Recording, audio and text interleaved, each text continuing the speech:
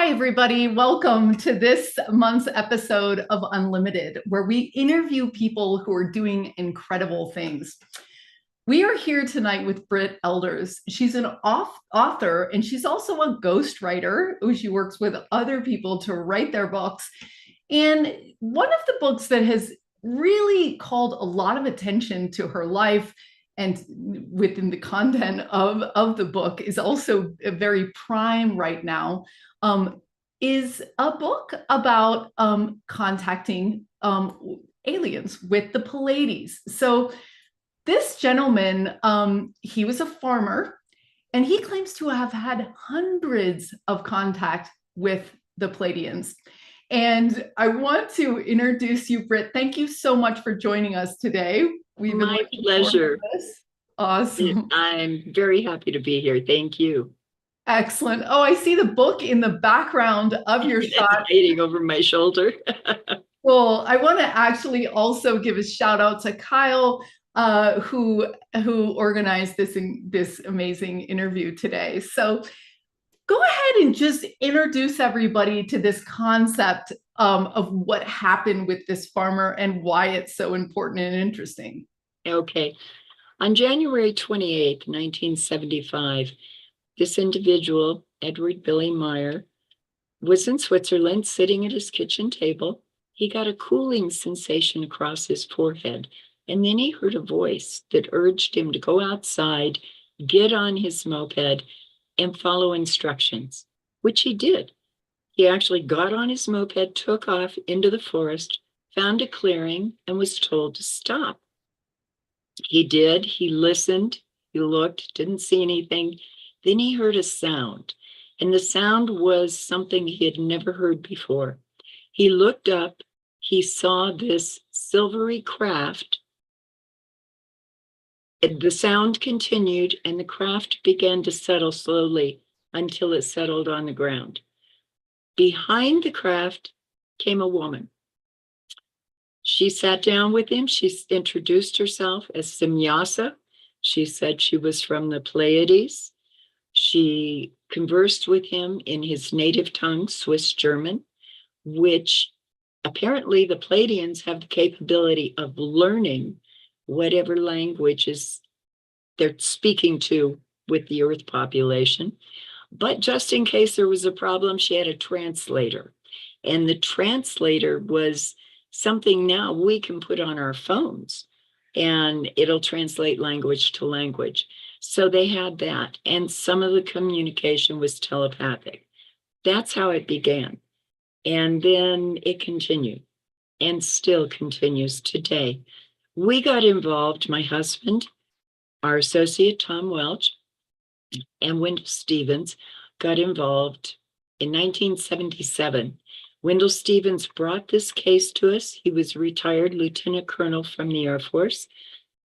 And he showed us these photographs, and my husband and I looked at each other and went, they're too good to be true. They're just perfect. So we sort of backed off of it and said, no, we're not interested. We don't want to look at this. But the reason that Wendell brought it to us is we had a company called Intercept. And Intercept worked with Fortune 500 companies all around the world, financial institutions around the world. We did investigations. We made certain that their communications were protected and they weren't eavesdropped on or wiretapped.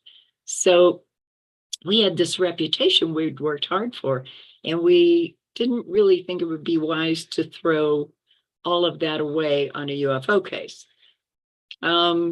We backed off of it. Wendell brought it back to us and said, no, you got to go over. I went. It's amazing. You got to go. So we had business in London. From there, we decided to pop into Switzerland for a day. Lee, my husband, very left-brained, analytical investigator, figured he'd go in and in one day figure out how it was all being done and we could leave. Well, we were there 5 days. We gathered all kinds of evidence. Meier gave us photographs, movie footage, the audio recordings of the beam ship, as they call it, the spacecraft, and also metal samples. We came back to the States with that. And we began a 7-year investigation. And we traveled the world going into laboratories such as Boeing Labs, JPL, Scripps Institute, USGS. We were all over the place because all of this material had to be viewed by what we felt were the experts of the time. So we went to the best labs available. I have to say, most of them went, UFOs, are you out of your mind? Now step back in time. This is the 70s. People weren't quite so open to the subject then. But we could eventually converse with them enough so that they would say, all right, we'll take a look at it. The end result was not one of them could duplicate what Meier had presented to us. No one has been able to duplicate any of it, much less all of it. So at that point, we decided, okay, it's time to just put this information out there, as an investigator would do, and let people make up their own minds. It's not our job to say it is real or it isn't real. Meier is the only one that has that truth. It is our job to present our findings, and then everybody can decide. That's so interesting. Why do you think the universe chose you to do this? Like, why did he choose you? Why were you chosen to do this important mission? I don't know, other than both Lee and I had just extreme curiosity about anything that was unusual. So we knew we could do a good job on it. And I'm sure they probably knew too. Just as they had chosen Meier, they watched him for a period of 10 years before they decided that they could contact him. They wanted to make certain his frequencies, as they said, his vibrations would be compatible with theirs. I'm sure that they monitored us too, and I'm sure that that's why Billy turned all of this material over to us. So that's really fascinating about the metals that were found and the fact that they couldn't be duplicated. You know, we got some information that bismuth crystals, which is this beautiful, it's 86 on the periodic table.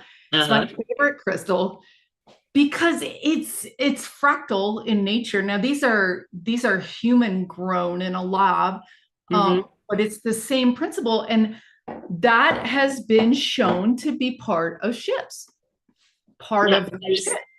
The interesting thing about Meier's metal was it was metal and it was crystal and it was metal. So it was very, very unique that way, the way it was composited. At that time, we couldn't do it. We had to melt everything and pour it. This was a cold fusion process. And the original person that came in to check out the metal was Dr. Marcel Vogel. He in turn brought in 42 other scientists to work with him. The thing that fascinated me, and this was my moment of truth when it came to the evidence that this is something that could not be duplicated. The metal had thulium in it, and thulium is a rare earth element that is very costly to extract, and it is very rare. How would Meier know to put that in a metal, and how could he create a cold fusion process, which we could not do at that point in time? That is so fascinating. So what you're saying, it was metal, crystal metal? Yes. How big was this piece? Was it like this piece? Oh no, it was tiny. We had to be very careful with it because it was about the size of a pencil eraser. That was it. Yeah. And so we had to, make certain that it was separated properly, and we didn't use it all up so that we would have some for later testing. Wow, that is just so fascinating. How long did he wait before he contacted you from the point of the original contact? Well, he didn't contact us. Wendell Stevens is the one that brought us in. It was about a year and a half. We went to Switzerland right after he moved into the farm. He had been a caretaker. He had lost his position, and he had decided to stop being a caretaker and just be a farmer. And Billy's a great guy. He's very earthy, very humble. He's not wealthy by any stretch of the imagination. When we got there, they didn't have indoor plumbing. They were hauling water in and heating it on the stove to wash dishes and wash themselves. He's just a really centered man, has a unique kind of openness about him. He never shied away from questions we asked him. We would sit up all night long around his kitchen table talking. Anything we asked, he answered. He was very receptive to everybody that came over.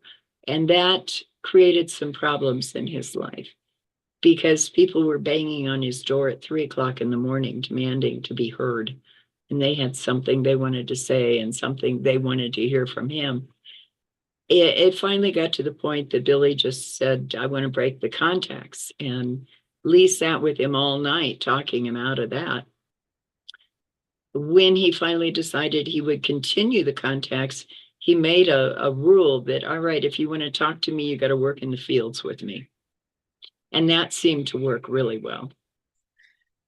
That's really beautiful. That's really beautiful. So I love that you say that your main driving force was your curiosity, that you were curious about things that stick out, and that's same with me. I was just writing my talk for a visa and I was like talking about my essence because we're doing a purpose lab and my essence is to like stick on the glitches in the matrix and say, why did this happen? What happened here? Why did that happen? Let's do this again, But what were your initial questions to him?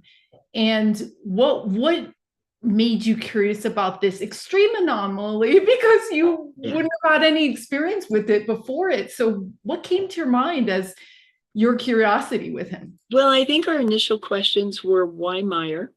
Why was he selected? And he told us that, like I just told you, he had been monitored for 10 years. And then they decided they could communicate with him. They did use the female contact for the initial contact because they recognized that the men of Earth were less hostile to females. So that was the point there.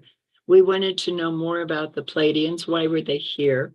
They told him that the biggest reason that they felt they needed to be here was to let us know we are not the only thinking beings in the universe, that we had to move away from that concept that we're all there is, because there's so much more.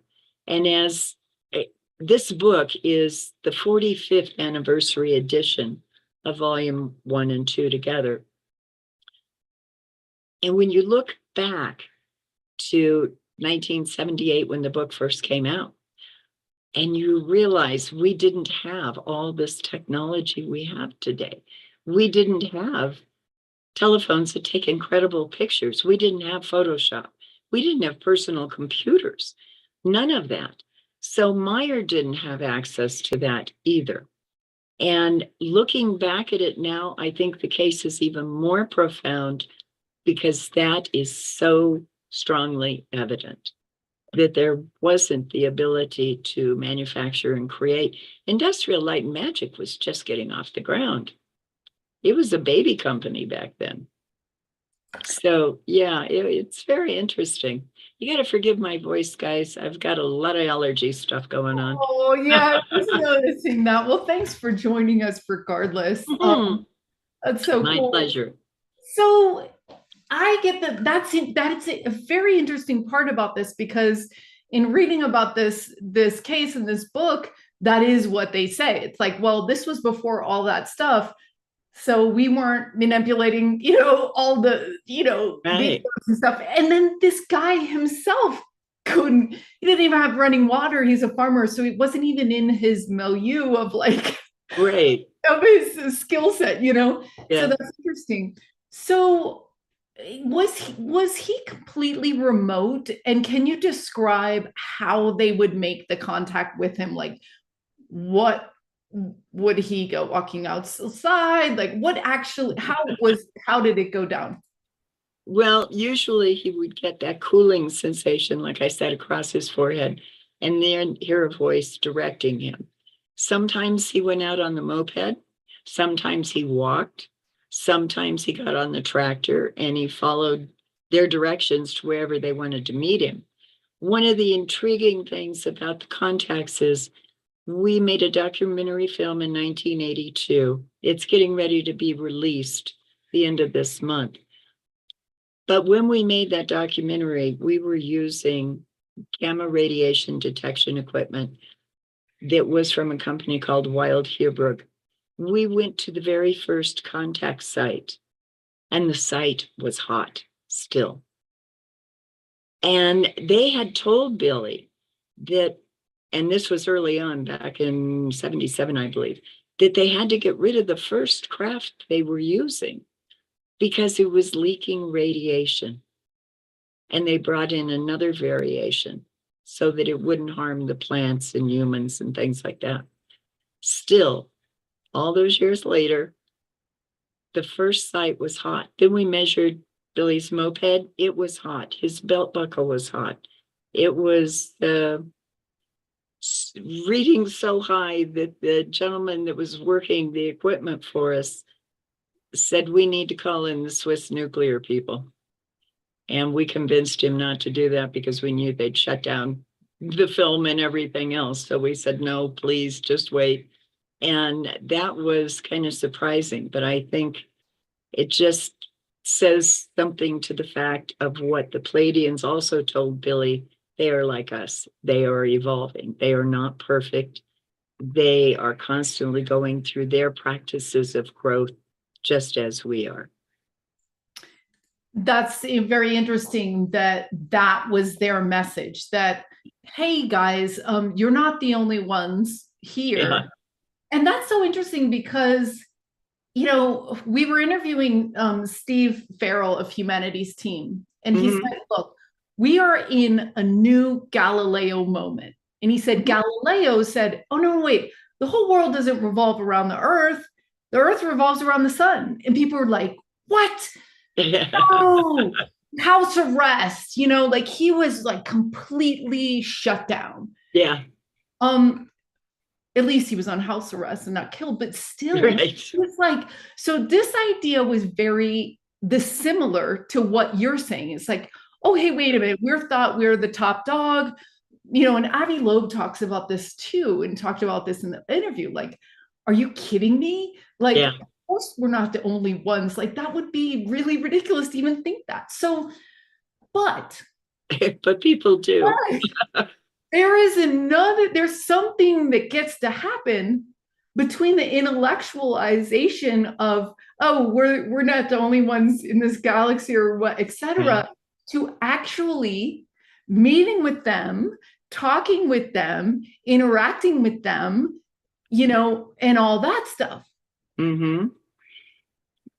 So what do you think that's going to be like? I mean, when we actually start living in that reality, when we recognize it, because I think many of us are living in that reality now. There are a lot of people that are having experiences, whether it's a sighting, whether it's a face-to-face, whether it's a telepathic communication. I do believe there's much more going on than what we are aware of. I think when it happens en masse, when more and more people are aware of this, I think there will be many of us that will want them to cure our ills, to solve our problems. The Pleiadians told Billy they're not here to do that. We have to learn from our problems, and we have to grow with that learning that comes about. So that's something they want to watch us develop. They think of themselves as our big brothers and big sisters, because they say their forefathers were our forefathers and they helped seed this planet. But in the whole process of all of this, they want us to grow. They want us to be prepared for what's out there.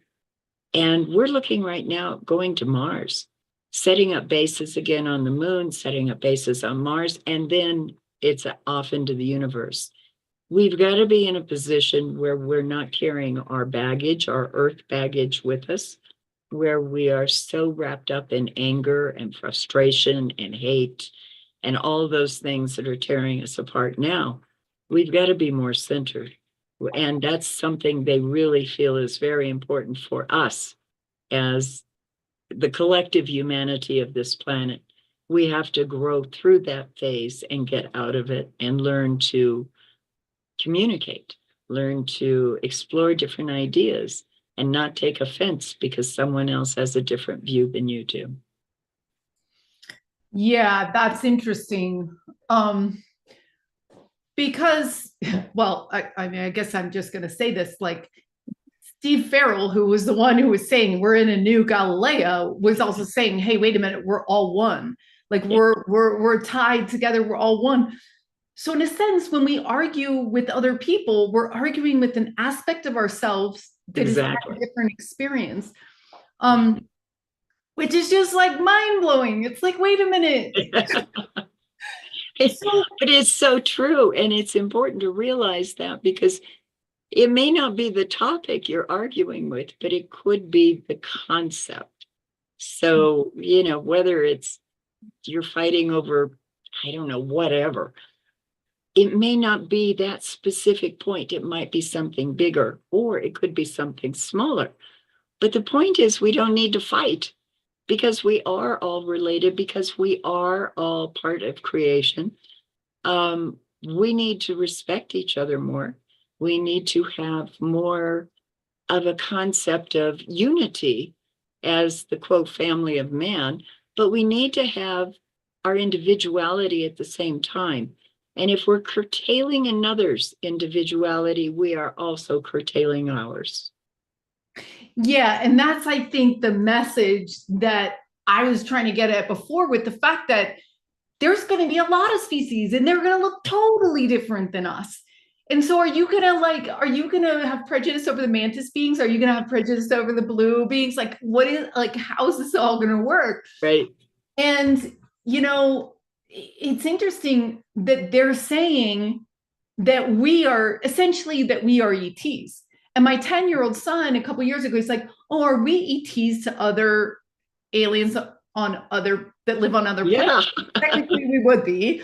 And technically, if we're children of some other ET race, is what they were saying. And what some people are claiming is that, hey, we were genetically created by some advanced civilization, and the Pleiadians are just one up from us. There must be other, right?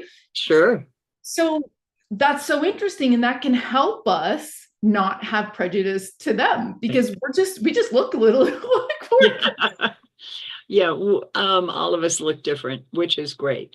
But we have to understand too that if the Pleiadians were one group that seeded Earth, there have to be other groups too. And when you start looking back through history and you start finding the correlations to what they call the star brothers or star family, and how these beings came in and taught them something, gave them something to better themselves, such as the knowledge of farming, or maybe the knowledge of how to create an observatory, things like that. It wasn't that they cured the problem, they just gave them a nudge in a direction that they needed to move forward in.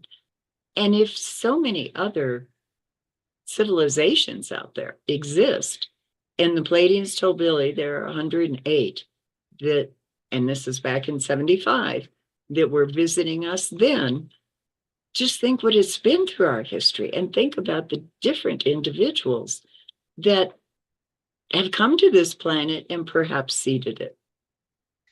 That is so fascinating that there's 108, because that's a huge number for me and everyone else, because it's the number of Parmesan. That is so fascinating. So I want to talk, before we talk about the film and where to find it and where it's going to be out, when was the last time he had contact, and how did the message evolve? Wow, the message has continued. Billy does have face-to-face contacts, but he also has telepathic contacts.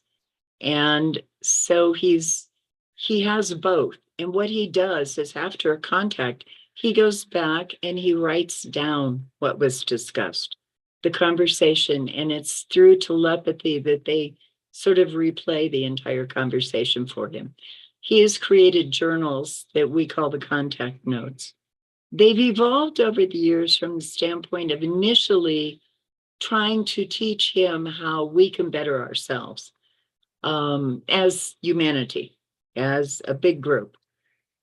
And now they've gotten into even more of that. They talk about, things like creation. They have done some forms of prophecy because they have an event clock. So I don't know that I'd call it prophecy.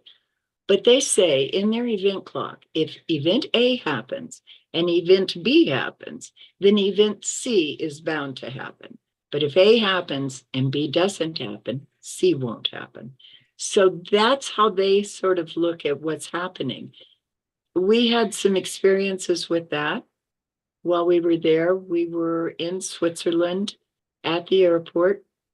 We came back to the Meier farmhouse, and there was on the TV screen this big cross and dirge music playing in the background. We asked Billy what was going on because we had heard that Anwar Sadat had been assassinated. And we asked him, and he says, they're telling people the wrong things. They're saying it was one man that assassinated Sadat.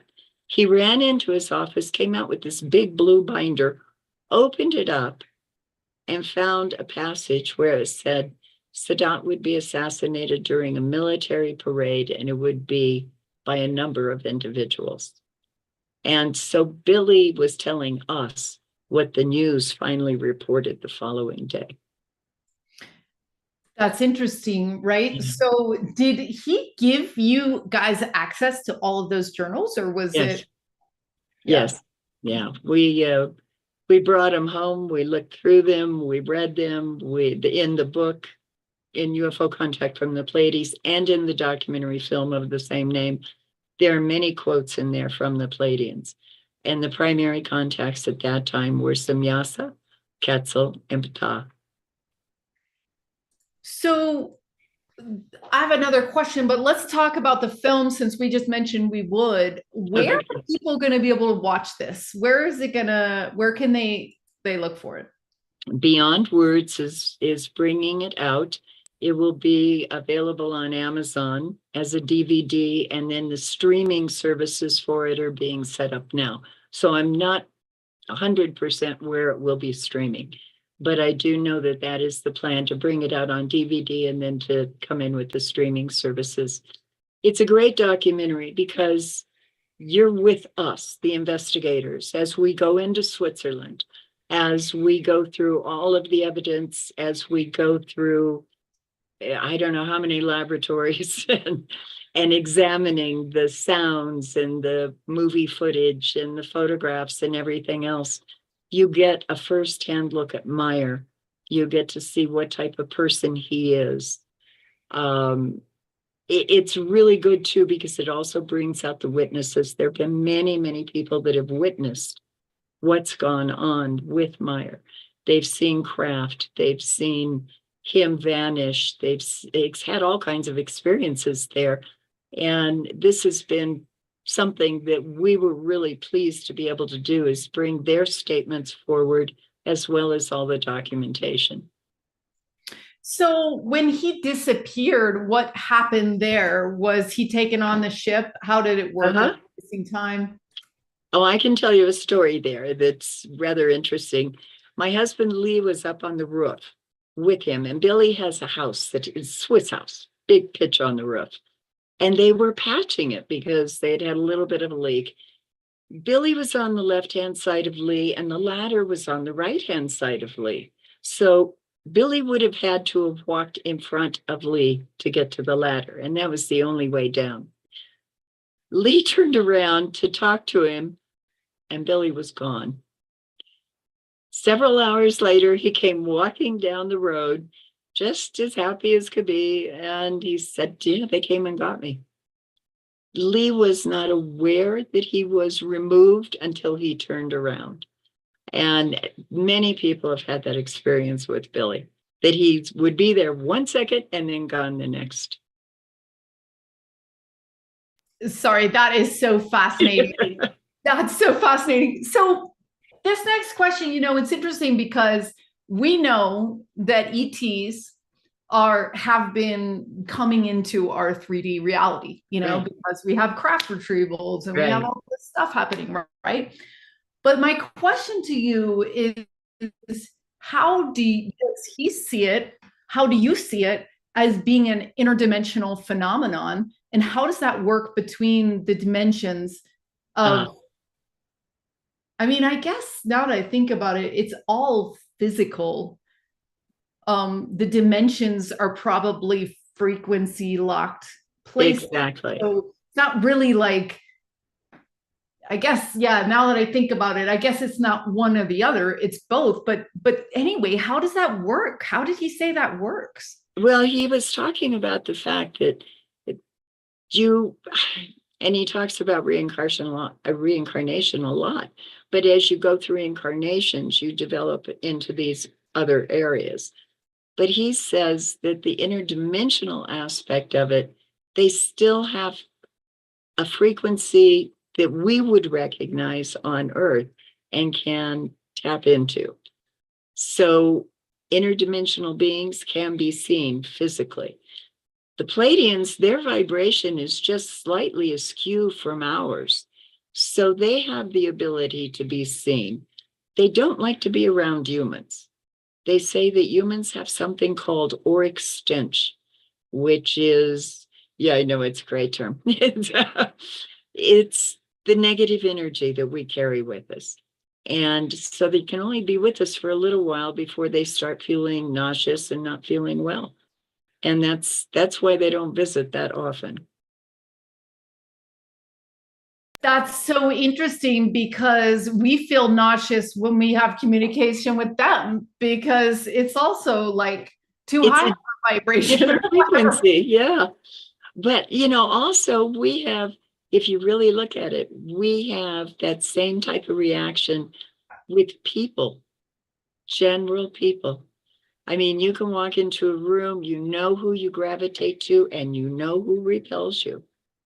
And so it's becoming more and more in tune with that inner knowledge, whatever you want to call it, intuition, whatever. There's so many things to call it, but it's recognizing that's coming from the heart, the spirit, letting that sort of guide you as you go through things. And that's what I tell people that are worried about having negative experiences with extraterrestrial life.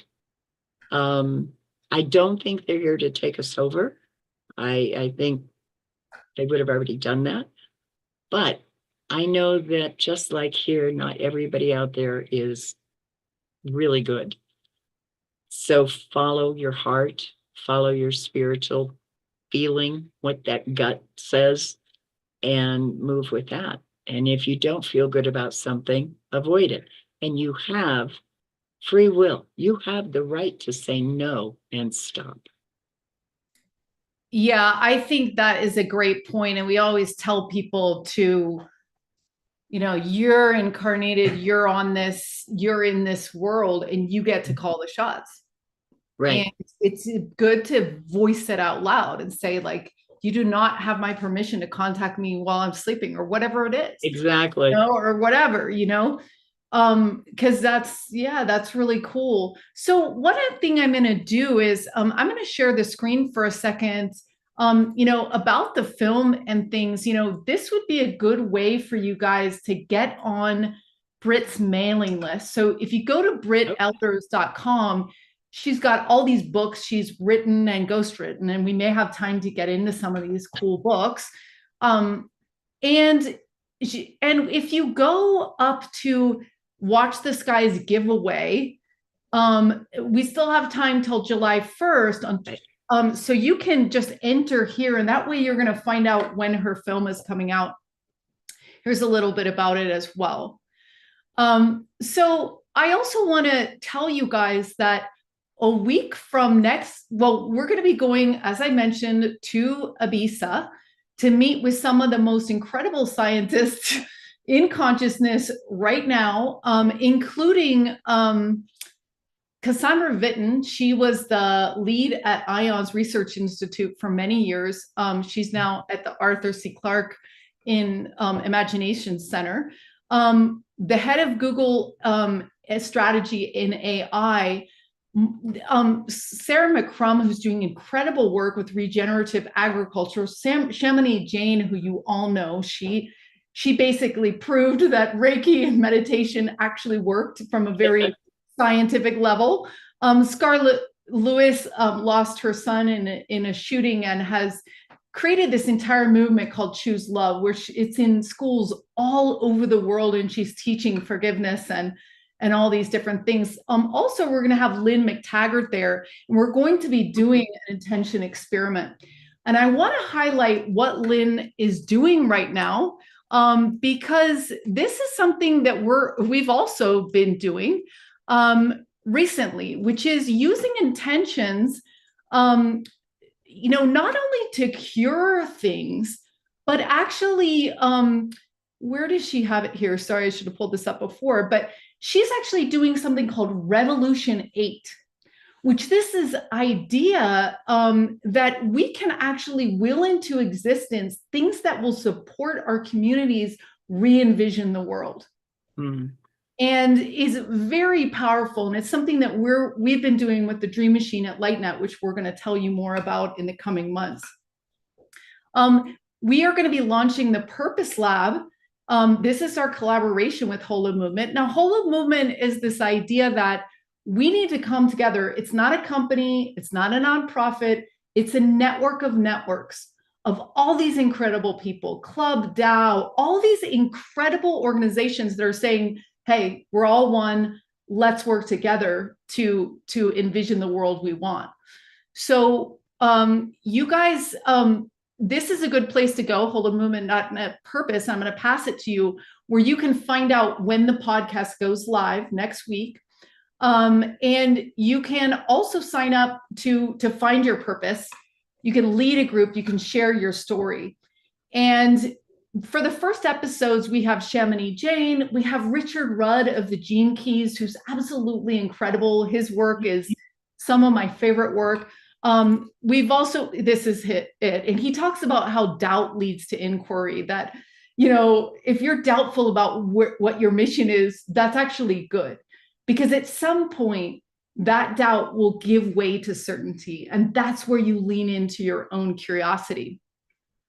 So I just want to highlight that on May 26th, Susan Schatzer is going to teach people how to contact past loved ones.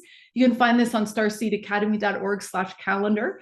This is one of my favorite things that I'm sorry to miss it, but this is really, really cool, because it's getting your telepathy, ready to talk to ETs, but also to talk to past loved ones, because they're definitely right here. And we are going to be doing the masterclass that follows up with Kalina Malnar, who's doing light language and all these things. And she's talking about alignment and your truth. And this was such an incredible interview, because I think it's really where we all need to be.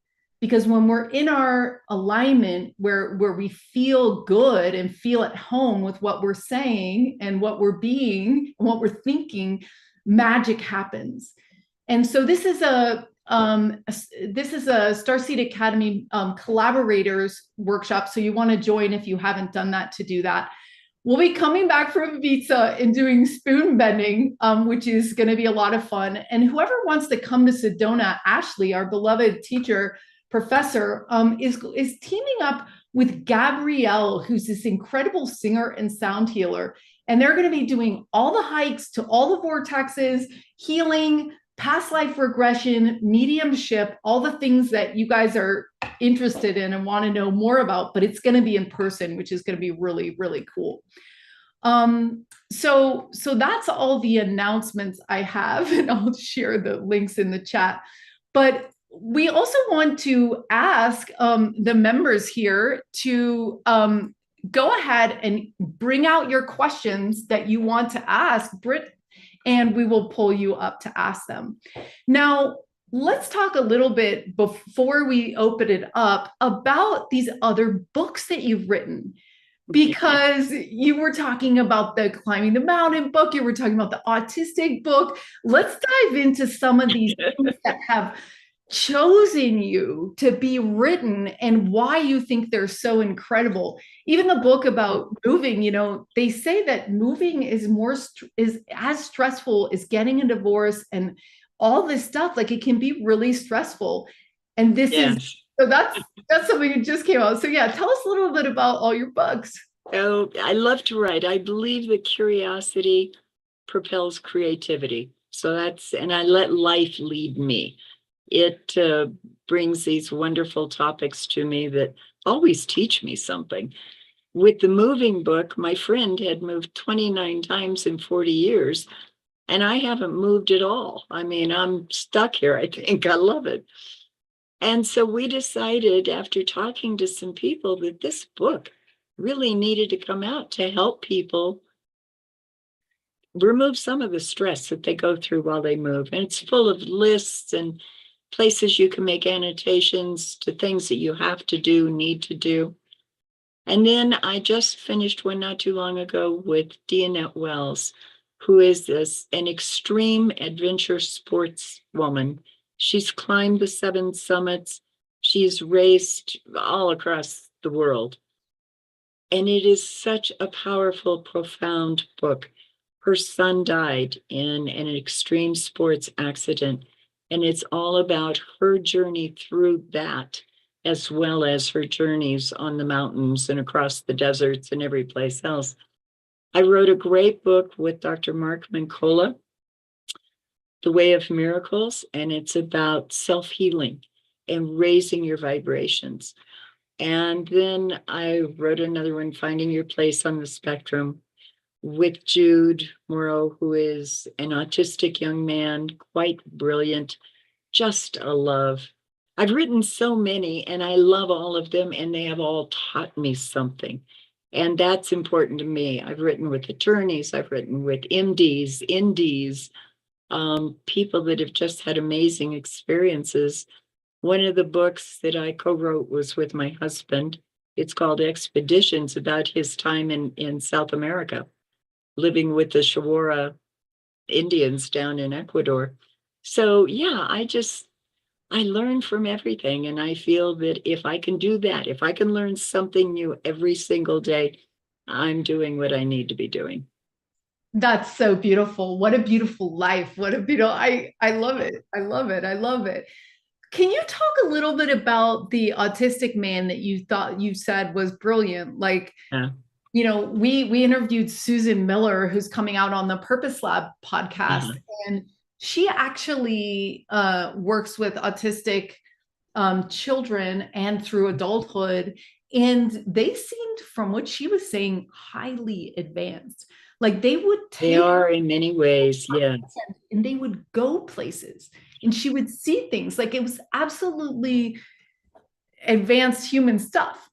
Yeah. What's the book? What are some of the key points, and what did you learn from him? And what do you think about autism in general?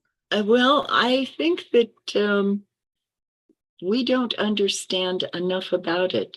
I think a lot of times these people are working on different levels that we're not really corresponding to, because we're so trapped in the physical world. Jude he's just a love. He can be cantankerous. He has all of this stuff, but he has taken his autistic life and he has made it wondrous. He has accepted himself as he is, accepts others as they are. He tries to tell them to find them, what's going on in their heart. That's important to him. He's got a lot of friends that are on the spectrum. He brought them in to make comments and tell stories. But it's basically Jude's life, what his parents did to help him, the different programs that didn't work, that curtailed his ability to progress as an individual. And then eventually, he's married now. He has children, and he is still writing, and he's creative, and he's curious, and he's working, and he's doing all the things that we do. But he found a different way of doing that, and that is tapping into himself.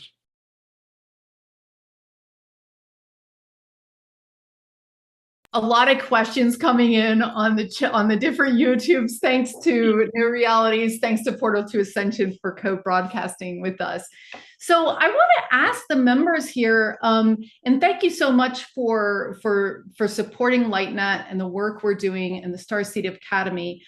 We are about to launch our Season 7 Academy, which is going to be remote viewing, waking-induced lucid dreaming, intuition, and also channeling artwork, which is going to be incredible. I just dropped a link in the chat for you guys, or I will now, which will allow you to get into the launch waiting list, the launch list, to give you guys more information. Now, do any of the collaborators on the call back in the Zoom room have any questions for Brit?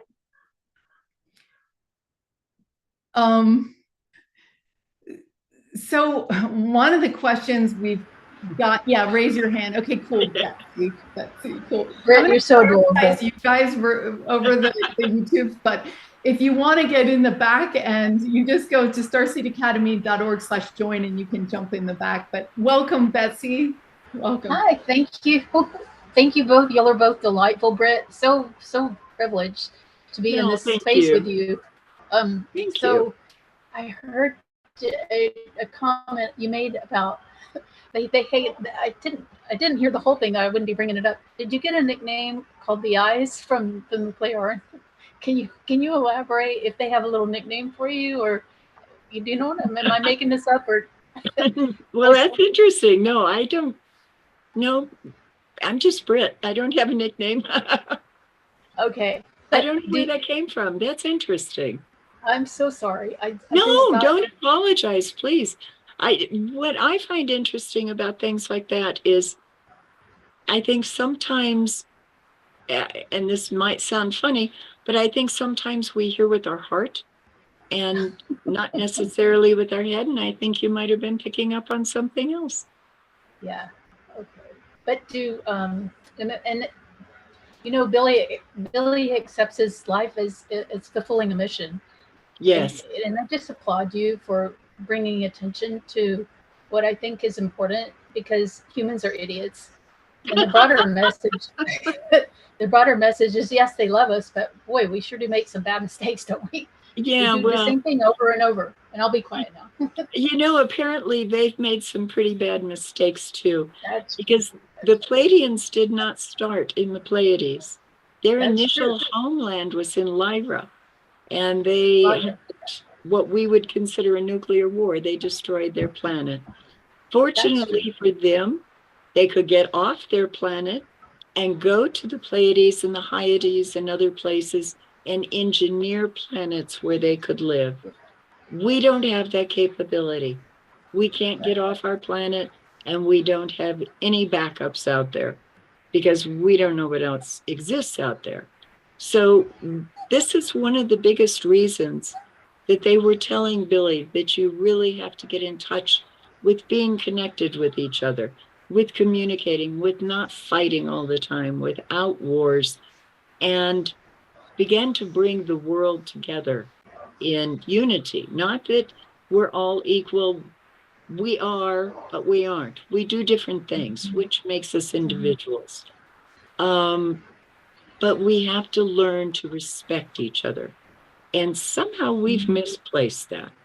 And I think that's one of the worst things we have done to ourselves, is we don't respect ourselves enough, and we don't respect others enough. Profound. True. And the other thing, the Pleiadians, I think that they're worried they'll fall back in a negative state if they're around us. Because that's kind of the stench or the aura that. Yeah, we make them sick. Possibly corrupt them. Yeah, that's our auric stench. Yeah, we haven't outgrown. I mean, we live in a physical place. We we get that, but we don't balance our spirituality and our physical being well enough to be in harmony in ourselves. And so that creates an issue for them. Yes. And it's not just them. I hear it from others as well, that other people that have had contacts and been abducted, that when they're around Earth humans for too long, it just, as Billy says, they turn over in their head, but they also feel nauseous and they don't feel comfortable, and they can feel our instinct towards aggression, which seems to be the biggest problem we have. Well, I love that you promote him. I can't stop it. I just love that you took this. I don't know how you feel about it, but I just love that you are doing your work and that you are doing honest stuff. It's important right now. There's a new generation coming up. They need to be made aware of these things. They need to, because they're going to be the ones that are out there in the universe. They need to be prepared and ready, and they need to learn that it is a balance between the physical world, the spiritual world. It's not so much your head. When you think with your head, sometimes you get in trouble. But if you think with your heart and you follow it, and that's your intuitive instinct, I think you're usually good. And I'm not really promoting a message per se, like some people have with different things. I am saying we have to be aware, and we have to develop as humans and be the best possible people we can be. That's lovely. That's lovely. It's uplifting thing. Yeah, thank you so much. And I too, Brit, want to honor you for getting in there, for going back after you said no, and then you went back, and then taking it over the world and really getting down to the bottom of it, and then holding it over these 45 years, and then, nursing the film into existence and all that stuff. So this is, I guess, thank you. We're not always ready for things, and then we do get ready. Erico has a question here, but if you could turn on your camera, that would be great. I also, what did he say they look like? What was the visual? Very much like us. When he met Simyasa, she had long blonde hair, very, very fair skin, almost like a translucent quality to it. She had blue eyes and was dressed in a silvery type of material, very much like us. Very interesting. Okay, Erico, go ahead and unmute yourself. Okay, thank you for wonderful talk. Hi, thank you. Is the person or the Sanjay that Billy has been talking, is the same person as Jason has been meeting and writing about in his books? Oh, that I don't know. I do know that Simyasa was Billy's primary contact for a number of years. Now his primary contact is Quetzal. Okay, yeah. Okay, thank you. You're welcome. We've got some other questions in the chat here about what do they say, the Pleiadians say about the other types of aliens? The Greys, for example, was one of the questions that we got. They haven't specifically identified them and said they're good, bad, or indifferent. They have told Billy that there are other civilizations visiting us, and they have said that some you have to know inside that they're not people, individuals, beings that you want to have anything to do with. But they also said that for the most part, they're very benevolent. So what advice would you have for people that want to make contact? Part of me is thinking well, if they're sick around one human, imagine if they're in a city. So I guess we really can't be in the city for them. But maybe we really just need to invent something. My brain's going, I'm like, oh, why can't we be in a container where they're not Right. What advice would you have for people that want to have experiences like he had? Well, I know there are different groups that actually go out and try to call the craft in and try to have communication. I have no issue with that. Just use your natural, innate ability to be intuitive, and be careful what you ask for. Because so many people that we found that have had, quote, abduction experiences, when you talk to them, they actually precipitated the contact. It wasn't an abduction. They got out of their car, they walked towards the craft, they looked up, said, my gosh, what is that thing? They're gone, they have an experience. They precipitated it. So be prepared. If you want to have this type of experience, I think you have to be centered within yourself, and you've got to know what you're attracting. Good energy attracts good energy. That's what I was going to say before, is that maybe if you're, that you'll be attracting the right type of. Right. Yeah. So this is so interesting because, like I said, the interview right before you was all about listening to your heart. You really, that's gotta be the compass here, because it's going to be much more reliable for you. Then you get in a fight between your logical head and your heart, like, we're not doing that. We're not going up to that person and talking to them. We're not quitting our job, like, whatever, it's like, so it's interesting. It's learning how to balance the two. It's really responding to that heart energy, because that's never going to mislead you. But it's recognizing, okay, your brain has a say in it, but it doesn't control it. So that should make the debate a little easier on both sides. Yeah.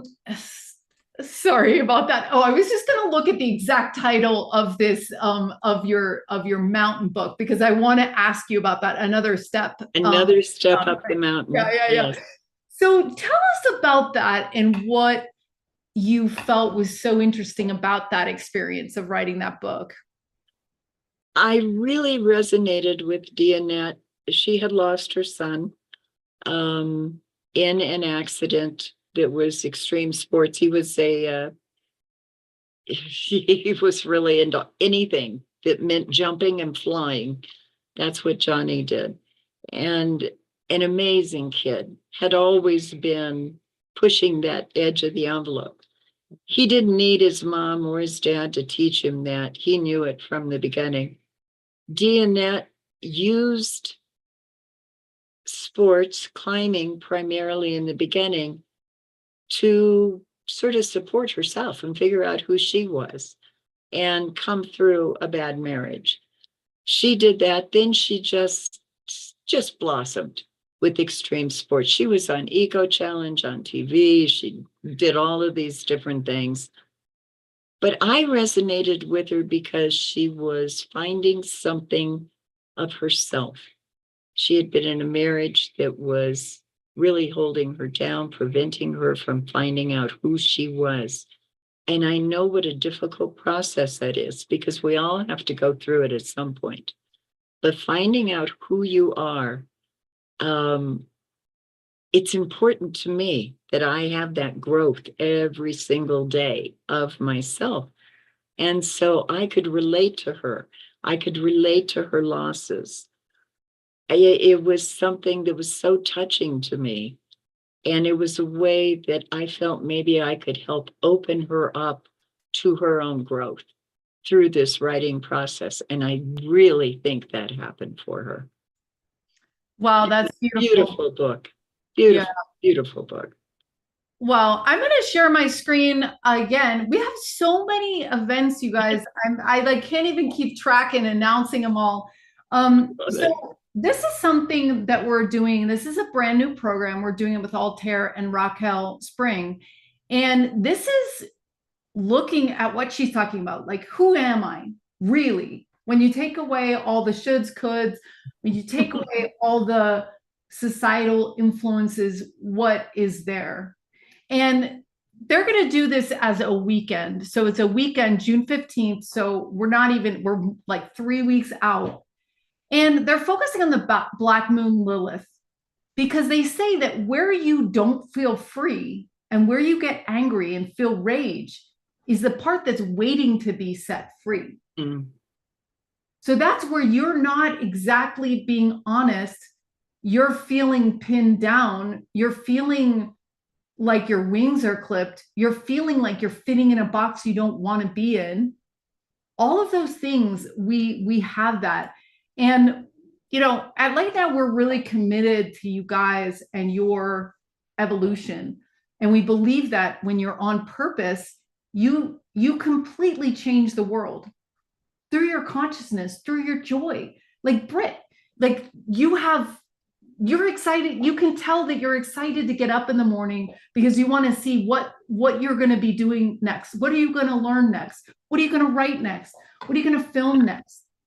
And we're really committing to you guys because we're doing a 3-month weekly program to walk you guys through hand in hand in small groups of 8 to identify where your power is, your creation power is.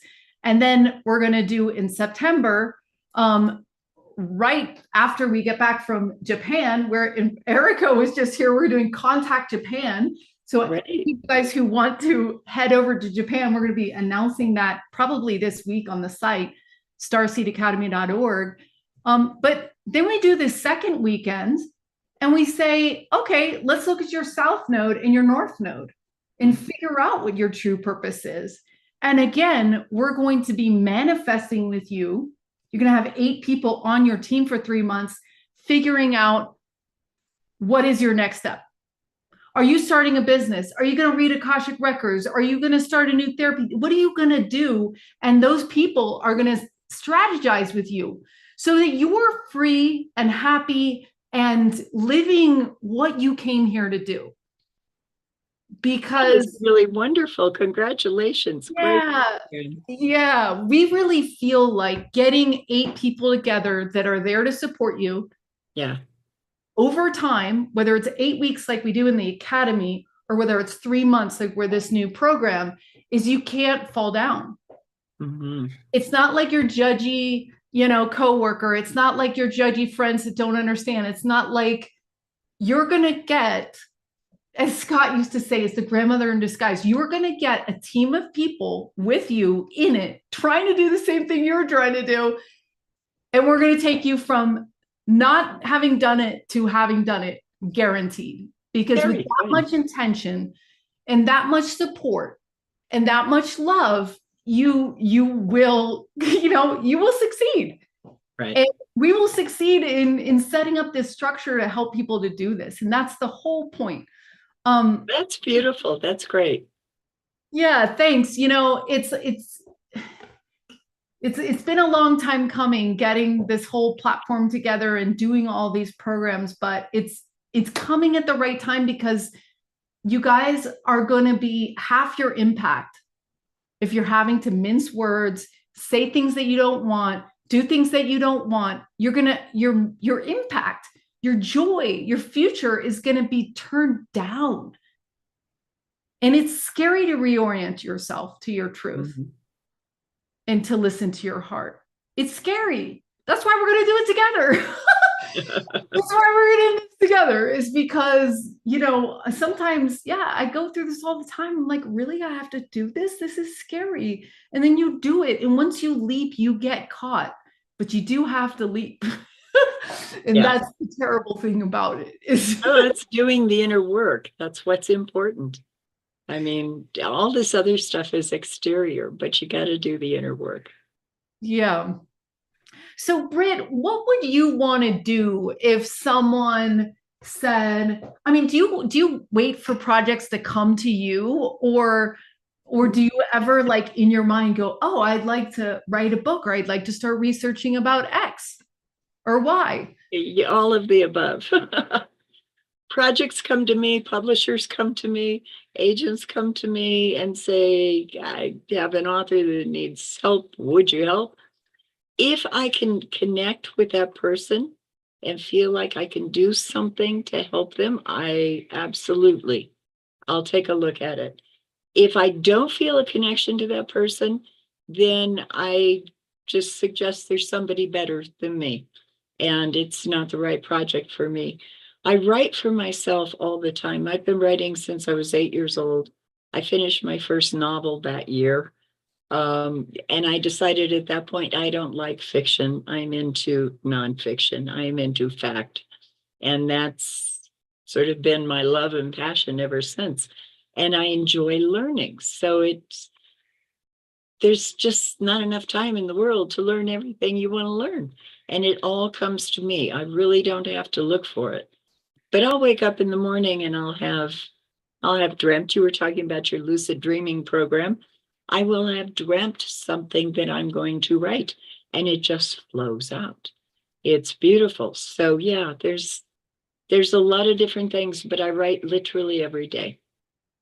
That's fascinating. In all this work that you've done with the ET stuff, have you ever wanted to have contact yourself or had contact yourself? Or I haven't had contact.